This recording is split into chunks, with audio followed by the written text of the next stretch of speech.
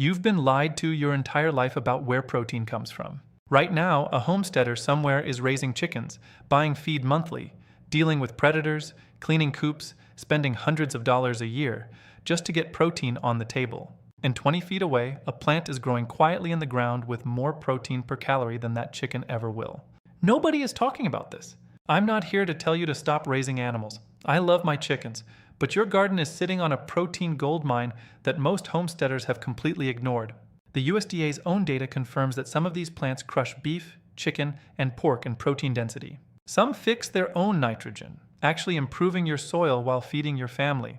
And most are dead simple to grow. Stay with me all the way to number 1. The plants at the end of this list have fed civilizations for thousands of years and will genuinely change how you think about food on your homestead. Let's go, we're starting the countdown now.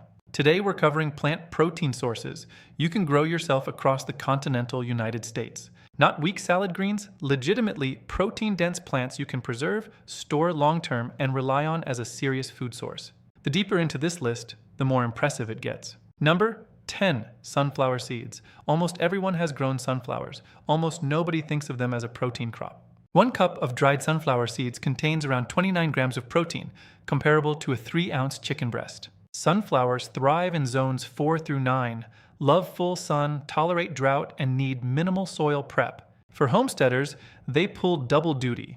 The seeds are a dense protein food. The plants attract pollinators, their deep taproots break compacted soil, and chopped stalks return nutrients to the ground.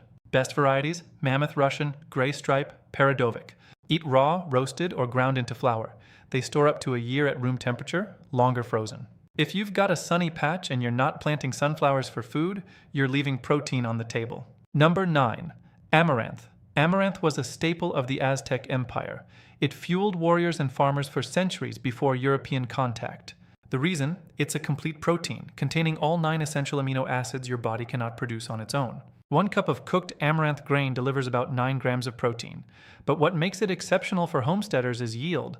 A single plant can produce up to 50,000 seeds in 1 season. 1 small bed generates pounds of protein-rich grain with almost zero input. Amaranth grows across nearly all of the continental U.S.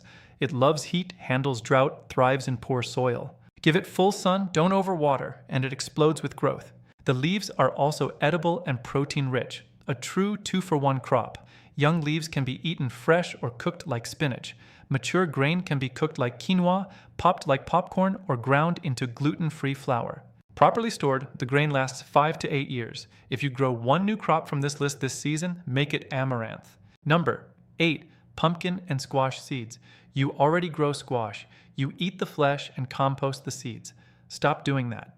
Pumpkin seeds contain approximately 9 grams of protein per ounce, one of the densest protein per weight ratios of any commonly grown garden food. As a homestead crop, squash pulls triple duty. The flesh feeds your family and animals, the vines suppress weeds, and the seeds give you serious protein that stores for months. Best varieties for seeds. The Styrian pumpkin produces hull-less seeds you can eat straight from the pumpkin without shelling. Cushaw squash is enormous, prolific, and produces a large volume of seeds per harvest. Let the fruit cure on the vine until fully mature, harvest seeds, wash, dry thoroughly, and store in a sealed container. Beyond protein, pumpkin seeds are loaded with zinc, magnesium, and healthy fats, one of the most nutritionally complete snacks you can grow yourself. Number 7. Moringa. If you're in zones 9 through 11, Southern California, Arizona, the Gulf Coast, Hawaii, pay close attention. This plant earned the nickname Miracle Tree. Moringa oleifera is among the most nutrient-dense plants on Earth. Fresh leaves contain around 9 grams of protein per 100 grams. Dried moringa leaf powder hits nearly 27 grams per 100 grams, more than eggs by weight. For colder zones, moringa can be grown as an annual or container plant in zones 4 through 8. It grows up to 15 feet in a single season, so even short-season growers can get multiple harvests before frost. Moringa produces edible leaves, edible seed pods called drumsticks, a staple in South Asian cooking, and edible seeds that can be pressed into high-quality cooking oil. It tolerates drought, regrows aggressively after cutting, and self-seeds readily in warm climates. If you're in the South or Southwest and not growing moringa, fix that this season. Number 6. Fava beans. Fava beans, broad beans, have been feeding people in the Mediterranean and Middle East for 10,000 years. In American homesteading, they're wildly underused. 1 cup of cooked fava beans provides about 13 grams of protein. But what sets favas apart is when they grow. Favas are a cool season crop that goes in the ground in early spring, sometimes as early as late February, thriving in 40 to 65-degree temperatures. While everyone else waits for last frost, the fava bean is already in the ground growing hard. They fill a critical hunger gap as one of the first fresh protein sources after a long winter. Bonus: fava beans are nitrogen fixers. Chop the plants and till them in at season's end for a free soil nitrogen boost. They grow well in zones 3 through 10. Fresh favas are excellent steamed or sautéed. Dried favas store for years and can be ground into high-protein flour. Varieties: Windsor, Aqua Dulce, Sweet Lorraine. Number 5. Quinoa. Quinoa has had a cultural moment in America, but almost nobody is actually growing it at home. You should be. 1 cup of cooked quinoa contains 8 grams of complete protein, all 9 essential amino acids, exceptionally rare in the plant world. Here's what the seed companies don't tell you. Quinoa is not hard to grow. Originally cultivated in the Andes, it loves cool weather, tolerates frost, and doesn't need much water. It grows beautifully in the Pacific Northwest, Mountain West, Upper Midwest, and Northeast. It does struggle in hot, humid conditions during flowering, challenging in the Deep South, but most American homesteaders can grow it successfully. Mature plants produce stunning cascading seed plumes in white, red, or black. The key processing step: rinse or soak harvested seeds to remove saponins, the natural bitter coating. Properly stored, quinoa has a shelf life of 2 to 3 years. Cooks in 15 minutes. Complete amino acid profile. Number 4. Cowpeas. If you're farming in the South, Georgia, Alabama, Mississippi, Texas, the Carolinas, this will feel familiar, but the rest of America has seriously neglected this plant. Cowpeas, black-eyed peas, Crowder peas, southern peas were brought to North America by enslaved Africans who recognized them as a critical food crop. They fed southern families for generations. 1 cup of cooked cowpeas delivers 13 to 14 grams of protein, plus high fiber, folate, and iron. For homesteaders, the value goes beyond the plate. Cowpeas are aggressive nitrogen fixers. They tolerate heat and drought that kills most crops and grow in poor, sandy, or clay soil most vegetables wouldn't survive. For zones 7 through 11, they're a summer staple that keeps producing through heat that shuts down most other legumes. Eat fresh as shell beans or dry and store for months or years.